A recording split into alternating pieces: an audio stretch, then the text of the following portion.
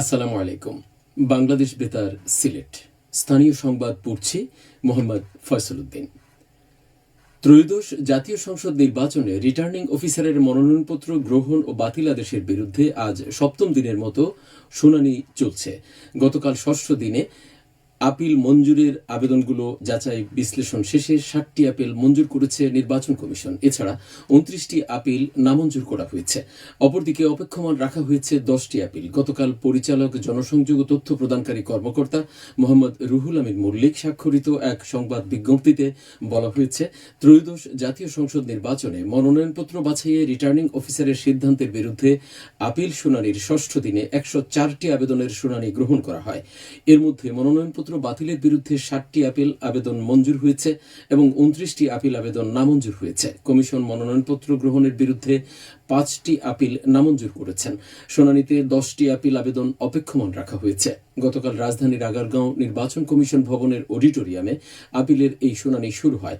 প্রধান নির্বাচন commissioner AMM Nasir উদ্দিনের সভাপতিত্বে ফুল কমিশন গতকাল 381 ক্রমিক নম্বর থেকে 480 ক্রমিক নম্বর পর্যন্ত আপিলের শুনানি অনুষ্ঠিত হয়। আজ বিকেল 3টে থেকে 5টা পর্যন্ত 481 ক্রমিক নম্বর থেকে 510 নম্বর ও পেন্ডিং আপিলের শুনানি অনুষ্ঠিত হবে। এদিকে গণভোট নিয়ে জনসচেতনতা সৃষ্টির লক্ষ্যে প্রচারণা শুরু করেছে অন্তর্বর্তী সরকারের উপদেষ্টা পরিষদের সদস্যরা। নির্বাচন মনিটরিং ও সহায়তা প্রদান সংক্রান্ত দায়িত্বপ্রাপ্ত উপদেষ্টা পরিষদের সদস্যরা গতকাল থেকে এই প্রচার কার্যক্রম শুরু করেছেন। এই কার্যক্রমের আওতায় তারা আগামী 21শে জানুয়ারি পর্যন্ত দেশের বিভিন্ন জেলায় গণভোটের গুরুত্ব, উদ্দেশ্য ও প্রক্রিয়া সম্পর্কে জনগণকে অবহিত করবেন। বিজ্ঞপ্তিতে বলা হয়, প্রচারণার অংশ হিসেবে উপদেষ্টা পরিষদের সদস্যরা স্থানীয় প্রশাসন, সুশীল সমাজের প্রতিনিধি সহ বিভিন্ন শ্রেণী পেশার মানুষের সঙ্গে মতবিনিময় এবং গণভোটে অংশগ্রহণের বিষয়ে সচেতনতা বৃদ্ধি করবেন। আজ পবিত্র লাইলাতুল মেরাজ বা শবে মেরাজ। ইসলাম ধর্মের অন্যতম তাৎপর্যপূর্ণ এই রাতটি ইবাদত বন্দেগীর মধ্য দিয়ে পালন করবেন ধর্মপ্রাণ মুসলমানরা। হিজরি সনের রজব মাসের 26 তারিখ রাতে আল্লাহর প্রিয় হাবিব নবী সাল্লাল্লাহু আলাইহি ওয়াসাল্লাম আল্লাহ রাব্বুল আলামিনের দিদার লাভ করেছিলেন। মহান আল্লাহর মেহমান হিসেবে আরশে আজিমে গিয়ে 5 ওয়াক্ত নামাজের বিধান নিয়ে তিনি দুনিয়াতে ফিরে এসেছিলেন। মুসলমানদের জন্য পবিত্র শবে মেরাজ অত্যন্ত মহিমান্বিত। পবিত্র কোরআনে এই অলৌকিক ঘটনাকে ইসরা অর্থাৎ রাতে ভ্রমণ ও মিরাজ ঊর্ধ্বগমন হিসেবে বর্ণনা করা হয়েছে। পবিত্র শবে মেরাজ উপলক্ষে ইসলামিক ফাউন্ডেশন আজ বাদ জুমা বায়তুল মোকাররম জাতীয় মসজিদে আলোচনা সভা, দোয়া ও মোনাজাতের আয়োজন করেছে। এই উপলক্ষে দেশের সকল মসজিদ, মাদ্রাসা, খানকা, ধর্মীয় ও সামাজিক সংগঠন ওয়াজ মাহফিল, আলোচনা সভা, মিলাদ ও দোয়া মাহফিলের কর্মসূচি গ্রহণ করেছে। আজকের মহিমান্বিত রাতটি আল্লাহর সন্তুষ্টি অর্জনের জন্য মুসলমানরা মসজিদে মসজিদে, নিজ নিজ ঘরে এবং বিভিন্ন ধর্মীয় প্রতিষ্ঠানে কোরআন তেলাওয়াত, জিকির আজকার, নফল নামাজ ও দোয়া মোনাজাতের মাধ্যমে মহান আল্লাহর রহমত ও ক্ষমা কামনা করবেন।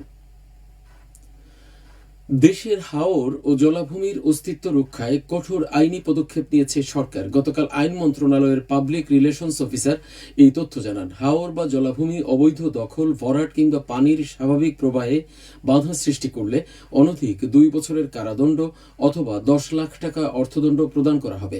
অধ্যাদেশ অনুযায়ী হাওর ও জলাভূমি এলাকা থেকে অনিয়ন্ত্রিত পানি উত্তোলন, মাটি, বালু বা পাথর আহরণ নিষিদ্ধ করা হয়েছে।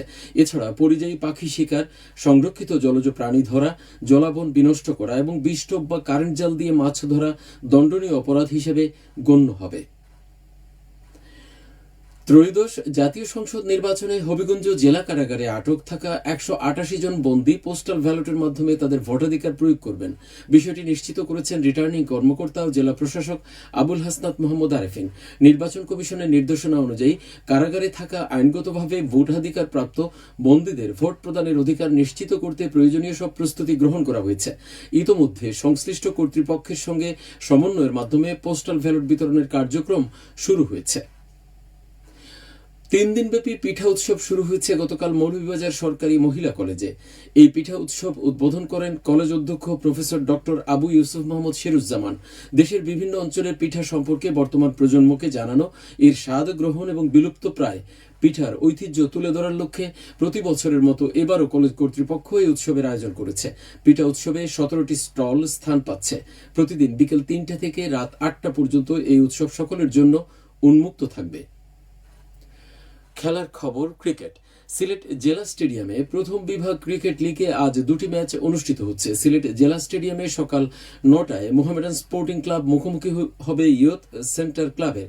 দ্বিতীয় ম্যাচে সকাল 9টায় সিলেট আন্তর্জাতিক cricket stadium ground 2-তে gymkhana club মুখোমুখি হয়েছে বীর বিক্রম ইয়ামিন ক্রীড়া চক্রের। গতকাল অনির্বাণ ক্রীড়া চক্র 162 রানে হোয়াইট মোহামেডান স্পোর্টিং ক্লাবকে পরাজিত করে।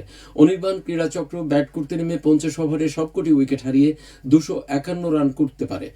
জবাবে white Mohammedan sporting club 24 over 2 বলে সবকটি উইকেট হারিয়ে 89 রান সংগ্রহ করে। সবশেষে আবহাওয়া।